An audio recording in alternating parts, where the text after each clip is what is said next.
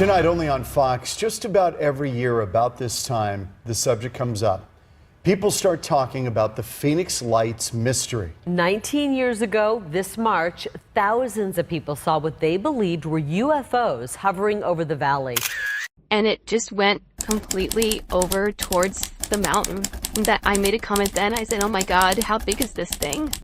Because it just seemed to cover the whole entire neighborhood.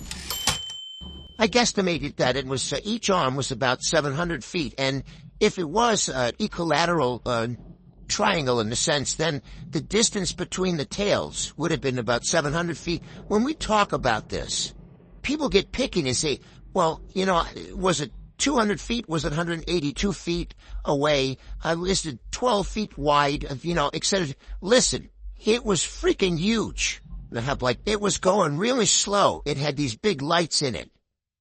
It didn't make a sound. That's the point. It was there. We saw it. There's no doubt in our minds whatsoever what we saw. Those lights that lit up the Phoenix sky on March 13th, 1997 remain a mystery.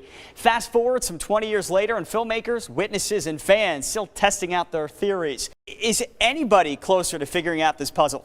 That's the question. Everybody wanting to know, are they out there, or was this all just a hoax? There's a lot of theories and questions still surrounding this case, including, will we ever see them again? Back with a story that's baffled people in Phoenix for more than 2 decades. If there were iPhones or Twitter back in 1997, the Phoenix Lights would have been trending for weeks. It's a huge story back then and continues to raise eyebrows today as the focal point of a list of documentaries and books. We spoke with a woman who witnessed and documented the Phoenix Lights. Dr. Lynn Kitai reflecting on what she saw back on March 13th, 1997. People were seeing these lights that either seemed to be attached to something or had a force field in between, because when they looked up, they blocked out the stars in between the lights.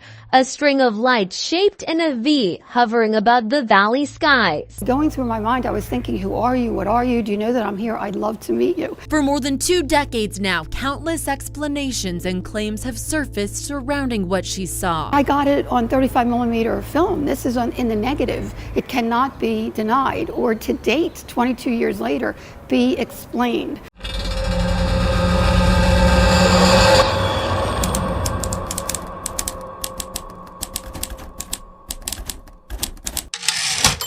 Introduction: A Skeptic's Journey to Discovery. I've always been skeptical of UFOs and UAPs. For years, I dismissed them as hoaxes, misidentifications, or overhyped conspiracy theories. But my perspective changed dramatically after investigating the Phoenix Lights incident of 1997. What I uncovered wasn't just compelling, it was transformative. This wasn't a case of fuzzy photos or hearsay. It was a documented, large-scale event witnessed by thousands of people, including credible authorities. Today, I'm sharing my findings in this voiceover documentary to explore what really happened that unforgettable night in Arizona.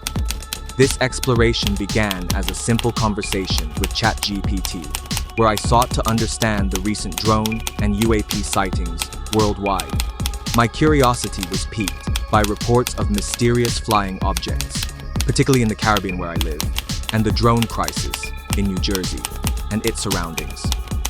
While many of these sightings likely have terrestrial explanations, some behaviors, hovering, silent movement, and evading detection, mirror patterns seen in historical UAP cases, like the Phoenix Lights. This connection raised questions that couldn't be ignored, pushing me to dig deeper. The Phoenix Lights incident was a timeline of events. So, let's travel back to the night of March 13, 1997, when one of the most widely witnessed UFO events in history unfolded across the skies of Nevada and Arizona. 8 p.m. It began in Henderson, Nevada, where witnesses reported a massive V-shaped craft with lights moving slowly and silently. The craft progressed to Prescott, Arizona, where witnesses observed its enormous size, describing it as a structure that blocked out the stars. 8:30 p.m. to 9:30 p.m. Thousands of people in Phoenix saw the lights in a distinct V formation. Many described the craft as a floating city with an estimated wingspan of over a mile. Its movement was deliberate, silent, and awe-inspiring. 10 p.m. A second set of lights appeared, stationary over the Phoenix area. These orbs extinguished gradually, leading to speculation that they might have been flares, but many witnesses strongly disagreed. Okay, so what are the key observations and witness accounts? 1. Size and silence. Witnesses consistently described the craft as massive and eerily silent. Conventional aircraft, even experimental ones, don't operate without sound. 2. Movement. The object moved slowly, almost gliding, and appeared to defy the laws of gravity. 3. Multiple witnesses.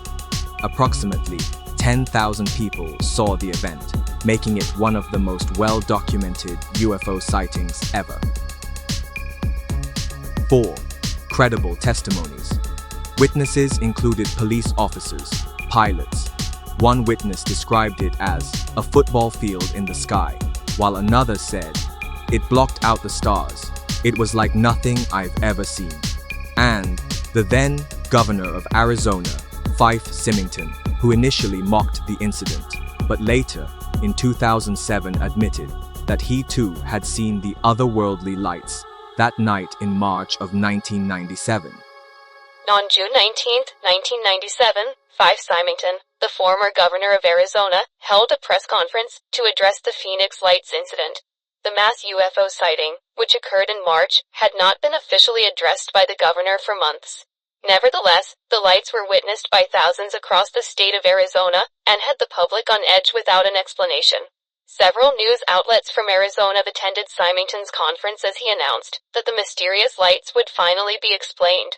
All in all, the press conference turned out to be a spoof, and was not taken seriously once the media realized that Symington had his chief of staff mockingly dressed as an alien. He then said, "This just goes to show that you guys are entirely too serious." In 2007, Symington set the record straight and admitted that he too had seen the otherworldly lights that night in March of 1997. When discussing his press conference, he said, "It was meant to be a spoof. That worked. We managed to lessen the sense of panic at the time."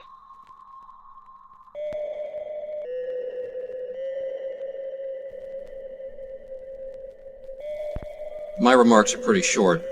I'm Fife Symington. In 1997, during my second term as governor of Arizona, I saw something that defied logic and challenged my reality. I witnessed a massive delta-shaped craft that silently navigated over the Squaw Peak area in North Phoenix in the evening, and it was truly breathtaking. To my astonishment, it appeared to be a solid structure. It was huge.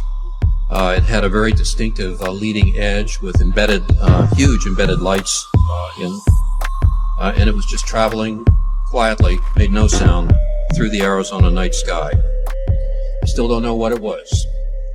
As a pilot and a former Air Force officer, I can definitively say that this craft did not resemble any man-made object that I'd ever seen.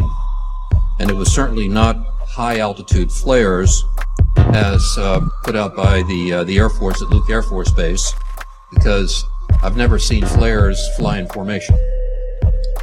The incident was witnessed by hundreds, if not thousands, of people in Maricopa County and in southern Arizona. And my office was besieged with phone calls from very concerned citizens. The growing hysteria intensified when the story broke nationally, and so I decided to lighten the mood of the state, and I called a press conference where I dressed up my chief of staff in a Martian outfit. It was meant to be a spoof, a good-natured spoof. That worked. We managed to lessen the sense of panic at the time, but I also upset quite a few of my constituents. Well, I'd like now to set the record straight. I never meant to ridicule anyone. My office did make inquiries as to the origin of the craft, but to this day they remain unanswered. Eventually, the Air National Guard claimed responsibility, stating that their pilots had been dropping flares. Another individual from Tucson said that A-10s had been flying in formation over Maricopa County. But those of us in the Air Force, and those of you who know about A-10s, they're called the Warthog, it's a tank-killing aircraft, know that it's the noisiest machine in the sky, and there's no way that a flight of A-10s could come over Maricopa County and be quiet. That just doesn't work. So we get these explanations that fly in the face of facts, explanations like weather balloons, swamp gas, military flares, and hardware and software problems. I was never happy with this silly explanation. There might very well have been military flares in the sky that evening, but that sure wasn't what I and what hundreds of my fellow citizens saw. Okay, so what was the military's explanation and public reaction? The U.S. Air Force claimed that the stationary lights seen at 10 p.m. were flares dropped during training exercises. However, this explanation didn't address the earlier sightings of the massive V-shaped craft. Many witnesses rejected the flare hypothesis outright, arguing that what they saw was far too large, silent, and deliberate to be explained away as military exercises. Now, what are the theories and analysis? 1. Extraterrestrial craft. The craft's immense size, advanced capabilities, and silent operation suggest a technology beyond anything human-made. Its deliberate movement over a populated area raises questions. Was it observing us, or just testing public reaction? 2. Classified human technology. Some speculate it was a secret military project, but why test a secret project of such enormous size over densely populated areas, risking exposure? 3. Mass misidentification. Critics suggest optical illusions or misidentified human-made objects, but the consistency and volume of witness accounts make this unlikely. In my view, the Phoenix Lights marked a turning point in public perception of UFOs. Increased awareness, the incident brought UFOs into mainstream consciousness, encouraging more people to report sightings. Scientific interest. It prompted serious investigations and renewed calls for government transparency. Lingering questions. Decades later, the event remains unexplained, fueling debates about extraterrestrial life and advanced technologies. Connection to modern sightings. The Phoenix Lights share striking similarities with recent UAP cases, including the New Jersey drone sightings. Silent, massive objects exhibiting advanced capabilities. Focus on urban areas or critical infrastructure. Inconclusive explanations despite credible witnesses and documentation. These patterns suggest that the phenomenon observed in 1997 may still be ongoing, leaving us to wonder about the true nature and intent of these objects. Unresolved mysteries and final thoughts. What was the V-shaped craft? Where did it come from, and where did it go?